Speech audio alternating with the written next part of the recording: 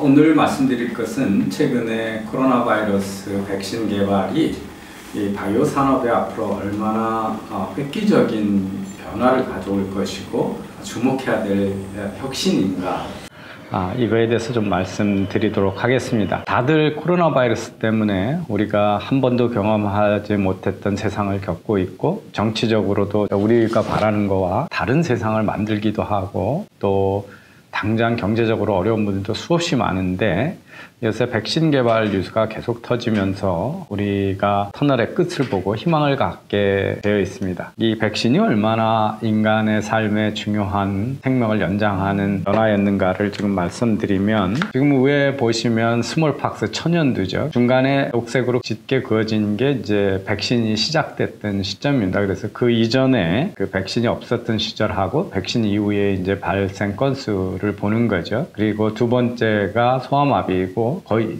다 없어졌죠. 세 번째가 홍역입니다. 홍역도 다 없어졌죠. 그래서 성공적인 백신은 우리를 많은 질병으로부터 벗어나게 했고, 그렇습니다. 이 천연두 같은 것들 지금은 우리는 정말 기억도 못하지만 우리 사회에서 얼굴에 그 천연두 상처가 많은 사람들을 곰보라고 그래가지고 영원한 상처를 얼굴에 남기고 어려운 삶을 살게 만들었던 아주 무서운 병이었습니다. 소아마비 때문에 얼마나 많은 평생 가는 장애로 고생을 했고 이런 걸 기억을 하실 겁니다. 지금까지 백신이 다 이렇게 바이러스성 질환에 대해서 발생이 되고 어떻게 됐나, 말라리아는 1880년대부터 진행되고 있습니다. 그리고 특히 동남아 이런 모기가 많은 지역에서 상당히 창궐하고 있는데 아직도 백신이 없어서 지속되고 있는 거고요. 결핵도 1882년부터 쭉 발병이 돼 있습니다만은 백신이 없는 거죠. 반면에 이제 다음 것들은 다 백신이 있었던 것들입니다. 그리고 댕기열은 아직도 백신이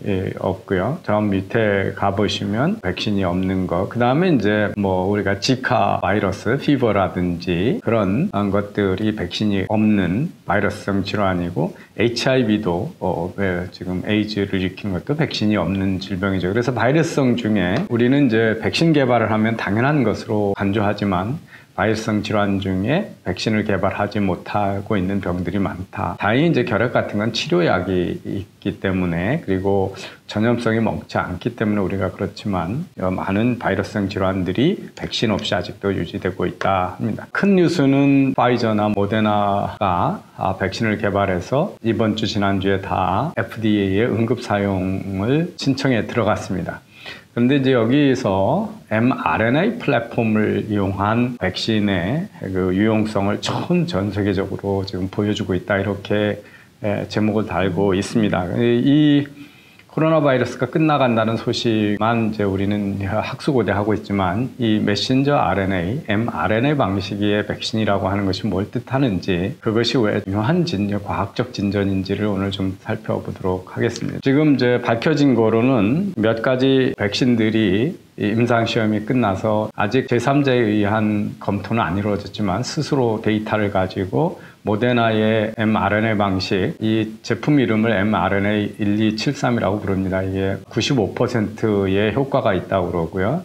파이저하고 비오엔텍에서 만든 BNT162B2도 95%, 감 코비드 100이라고 하는 스푸트닉 V는 이게 러시아 겁니다. 러시아가 92%가 있다고 얘기를 하고요. 그 다음에 아스트라제니카하고 옥스퍼드 대학이 개발한 백신은 뭐 60%에서 90%, 평균 70% 된다, 이렇게 이야기하고 있어서 통상적으로 우리가 인플루엔자 백신의 한 60%의 효과에 비해서 어떠한 효과를 지금 나타내고 있습니다. 우리가 인터내셔널 백신 인스티튜트라는 데 가면 통상적인 바이러스 백신을 개발하는 기관들이 이렇게 나와 있습니다. 그래서 실험실에서 한 1, 3년 동안에 프리클리니컬 실험을 하고, 그 다음에 임상실험을 6, 7년 하고, 그 다음에 FDA 승인을 받는데 1년에서 1년 반 걸리고, 그래서 보통은 8년에서 11.5년 걸리는 거여서 8년만 걸려도 빨리 개발하는 거라고 그랬는데, 이번에는 코로나 백신이 발병이 되고 8개월 만에 지금 승인이 들어갔으니까 지금까지의 백신 개발의 과거의 방식에 비해서 획기적인 전환이 이루어졌다는 것을 알 수가 있습니다. 물론 우리 세대의 금세기 처음인 글로벌 팬데믹이기 때문에 많은 정부 예산들이 투입되고 제약회사들이 시장이 크기도 하고 또 그 위험을 공공자금에서 분산해주고 이런 여러 가지들이 겹쳐서 이런 결과가 있지만 과학적으로 의료적으로 백신을 개발하는 데서도 획기적인 시간 단축이 있었다는 걸 알 수 있습니다. 여러분 이제 우리가 그냥 백신에 저는 의료 전문가는 아닙니다만은 생물학에서 배웠던 기본적인 백신의 원리는 아주 우리가 몸속에다가 또 이 백신 엔티젠이라고 그래서 엔티젠이라고 하는 거는 우리 몸에 저항력을 갖는 그쪽에서 볼 때는 몸이 아닌 외부에서 들어오는 침투한 물질인 걸로 보여지는 거 그게 이제 바이러스가 되든 박테리아가 되든 세균이 되든 또는 어떤 유독 물질이 되든 단백질 덩어리가 되든 이런 것들이 들어오면 그게 이제 안티젠이라는 겁니다. 그래서 안티젠을 몸속에 집어넣으면 몸속에서 이 안티젠, 외부에서 들어온 이물질을 인식하는 새로운 단백질이 생기게 되고 그것들이 우리의 이제 이뮨 시스템, 면역 체계가 요 안티바디, 이 면역 체계 하는 이 면역 물질인 안티바디가 외부에서 들어온 이물질을 인식해서 거기에서 싸우게 만들어주는 그래서 백신이라는 것은 엔티젠을 집어넣어서 엔티바디가 만들어지게 만드는 그런 것들을 우리가 이제 백신의 기본 원리입니다. 그러면 지금까지 백신 기술이 몇 가지가 있냐 보면 크게 여기 8가지 방식이 있습니다.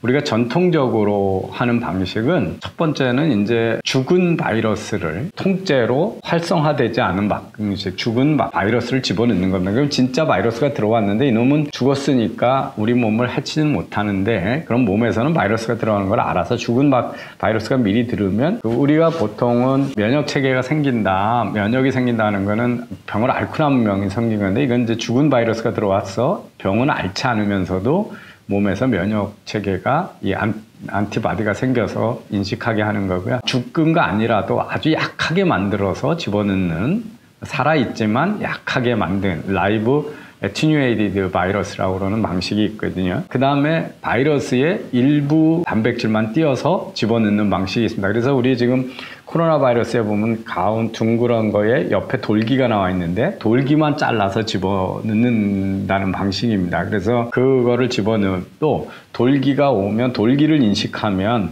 그 돌기를 하고 싸우는 면역 체계만 생겼어도 돌기가 들어붙어야 바이러스가 몸속으로 세포 속으로 들어오기 때문에 그래서 이제 부분적인 프로틴 서브유닛이라고 하죠. 부분적인 단백질만 잘라서 집어넣는 거고요. 그 다음에는 이제 이 바이러스하고 유사하게 생긴 물질을 단백질들을 집어넣는 방식이 있습니다. 이게 이제 우리가 지금까지 전통적으로 써왔던 방식이고요. 신기술로 지금 검토되는 방식들은 옆에 보시면 4가지 정도가 있는데 그 중에서 첫 번째가 바이럴 벡터 방식이라는 게 있고 세 번째 보면 RNA 방식이라는 게 있습니다. 그래서 지금 바이럴 벡터 방식이라고 하는 게 지금 바로 옥스퍼드 대학하고 아스트라제니카가 개발한 방식이고요. 이 RNA 방식이 파이저하고 모데나가 개발한 방식입니다. 여기 가까이 있습니다만은 다 각각의 방식에 따라서 지금 코로나 바이러스의 백신 개발이 다 이루어지고 있습니다. 저기 지금 죽은 인액티베이티드 바이러스를 집어넣거나 약한 방식을 집어넣는 게 지금 전통적인 방식을 쓰고 있는 게 지금 중국이 개발하고 있는 시노팜하고 시노박이라고 하는 중국 백신 개발 회사들이 개발하는 방식이고요. 지금 온갖 뉴스에 나오고 있는 RNA 방식, mRNA 방식이나 바이럴 벡터 방식은 지금 영미 유럽의 선진국들이 지금 개발하고 있는 방식이다 이렇게 보시면 되겠습니다. mRNA 방식은 지금 파이저하고 모데나가 하고 있다고 그러는 건데 제가 두 번째 거부터 먼저 이제 우리가 이제 완전히 죽은 거를 집어넣은 게 지금 시노박하고 시노팜이라고 하는 중국 회사. 이게 아주 전통적인 방식입니다. 약하거나 아주 죽은 걸 집어넣으면 우리가 들어와서 하는 거고요. 노바박스나 사노피가 하는 거는 바이러스의 돌기에 해당하는 프로틴을 집어넣어가지고 그걸 이제 몸에서 인식해가지고 하는 방식이고요. 이 벡터 백신 방식, 두 번째 게 아스트라제니카, 옥스퍼드 대학하고 젠슨, 그 다음에 러시아의 스푸닉 방식 같은 것들이 이게 있는데요. 이건 뭐냐면 우리 몸속에 바이러스를 집어넣는데 그냥 집어넣으면 바이러스가 우리 몸에서 하니까 다른 바이러스에다가 코로나 바이러스의 DNA를 집어넣어가지고 벡터 백신이라는 게 뭐냐라고 하는 것들이 원숭이나 다른 동물한테는 병을 일으키는데 사람한테 일으키지 않는 바이러스들이 있거든요. 그 바이러스 속에다가 코로나 바이러스 DNA를 심어가지고 옮겨놓으면 그놈이 안에 들어가서 바이러스가 활동을 하지만 그 바이러스는 우리한테 병을 일으키지 않기 때문에 그 단백질만 안에서 만들어지고 항체가 만들어지는 겁니다. 그래서 우리 몸에 해를 일으키지 않는 바이러스 속에다가 다른 바이러스 물질을 집어넣어가지고 전달하는 방식입니다. 그래서 그걸 벡터 또는 바이러스라고 하는데요. 그래서 다른 바이러스 속에 인간한테 유해하지 않은 모디파이드 된 바이러스 속에다가 코로나 바이러스의 유전자 물질을 집어넣으면 그 유전자 물질이 들어가서 단백질을 만들고 단백질을 만들면 우리 소위 엔티바디라고 하는 면역 체계가 만들어지는 겁니다. 우선 이제 전통적 방식으로 살아있거나 약한 바이러스를 직접 집어넣어가지고 하는 거는 이제 천연두, 홍역, 뭐서부터 시작해가지고 치킨팍스, 그다음에 우리가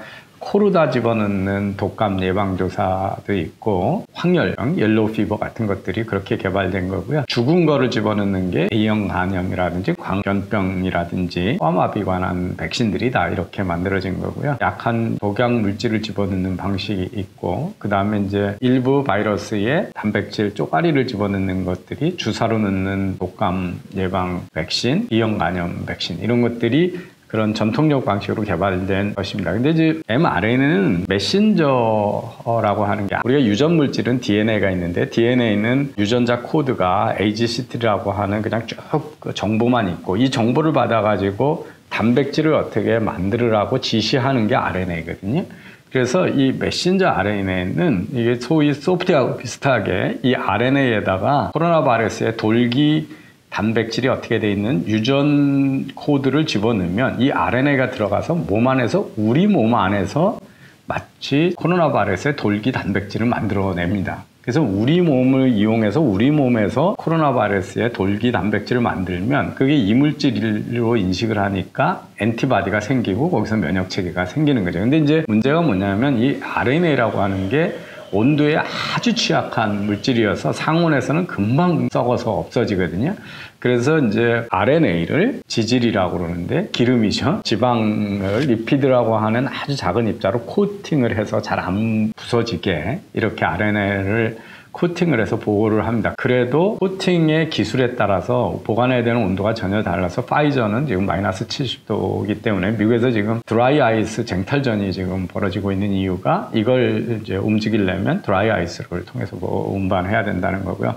모데나 것은 조금 더 좋아서 마이너스 4도를 유지하면서 배포를 하고 2도에서 8도에서 30일까지 보관이 가능하기 때문에 냉장고에서 한 달 이상 보관이 가능한 그 방식이 돼 있어서 코팅 기술로만 보면 모데나께 파이저 거보다 배포나 보관이 훨씬 유리한 거로 그렇게 돼 있습니다. 그래서 메신저 RNA에다가 코로나 바이러스의 돌기 단백질을 만드는 유전 지시를 집어넣어서 보냈다. 그래서 그걸 메신저 RNA라고 그러고요. 그게 소프트웨어 속 같아서 소프트웨어에서 코드를 집어넣으면 그것 따라 막 프로그램이 돌아가서 우리 화면에 그림도 그려지는 것처럼 이 RNA에다가 유전 정보를 집어서 넣어주면 그 유전 정보에 따라서 RNA가 몸속에서 단백질을 만들고 그렇게 되는 겁니다.